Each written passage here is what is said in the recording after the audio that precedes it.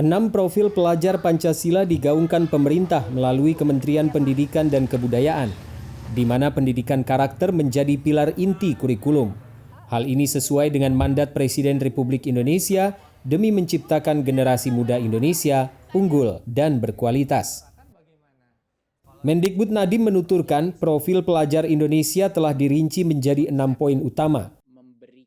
Bernalar kritis dalam memecahkan masalah. Mandiri secara independen dalam meningkatkan kemampuan diri. Kreatif menciptakan hal baru dan memiliki rasa cinta kesenian dan budaya. Bergotong royong mampu bekerja tim di masa depan.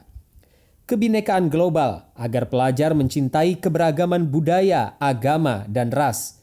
Juga secara internasional karena bagian dari produk dunia. Dan berakhlak mulia, di mana pendidikan karakter menjadi pilar inti kurikulum. Itu merupakan suatu mandat Pak Presiden agar kurikulum ini disesuaikan untuk mencapai apa sebenarnya tujuan daripada profil para pelajar di Indonesia. Jadinya di Kementerian Pendidikan dan Kebudayaan kita telah memilih 6 profil, kita sebutnya profil pelajar Pancasila. Ya, profil pelajar Pancasila ini adalah satu, bernalar kritis, bisa problem solving, bisa memecahkan masalah. Ini yang hubungannya kognitif.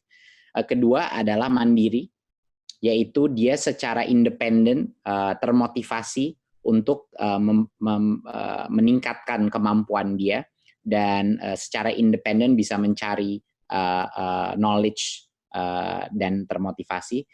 Ketiga adalah kreatif, dia bisa menciptakan hal-hal baru, bisa berinovasi secara mandiri, dan dia punya rasa cinta terhadap hal-hal kesenian dan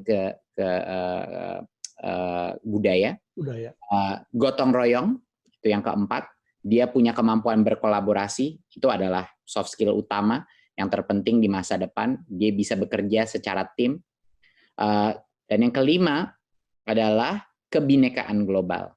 Kebinekaan global ini adalah agar profil pelajar kita dia mencintai keberagaman budaya, mencintai keberagaman agama dan ras, yaitu di negaranya sendiri, tapi juga secara internasional, di mana dia merasa sebagai suatu penduduk dunia. Bukan hanya dia bangga menjadi Indonesia, tapi dia juga bangga menjadi manusia, sehingga dia punya perspektif global. Karena tentunya di masa depan mau nggak mau semua masyarakat Indonesia harus berkompetisi bukan hanya di Indonesia, tapi di panggung dunia. Karena kan sekarang talent pool itu sudah berglobal. Dan yang keenam, yang terpenting juga adalah berakhlak mulia. Disinilah moralitas, spiritualitas, dan etika itu ada di sini.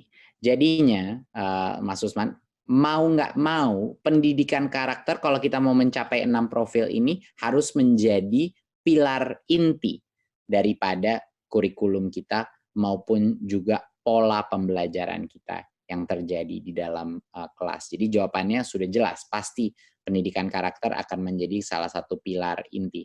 Dan yang kedua adalah soft skill. Bagaimana caranya kita melatih gotong royong, melatih kreativitas, kalau tidak dengan melakukan berbagai macam project based learning, ya kan?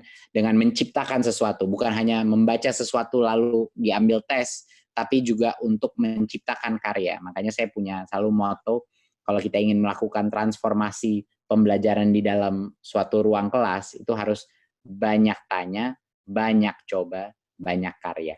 Nah, di banyak karyanya inilah yang menurut saya akan melatih berbagai macam soft skill dengan cara yang lebih efektif.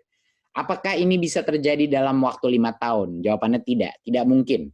Ini merupakan proses transformasi yang minimal 10 tahun untuk melakukan ini. Tapi harus kita mulai sekarang, gitu. Kita harus mulai sekarang.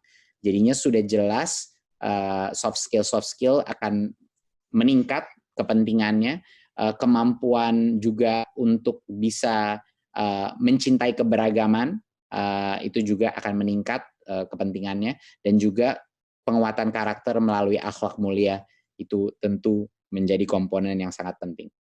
Lebih lanjut, Nadiem menjelaskan pola pikir orang tua dan guru haruslah terbuka dan tidak takut salah.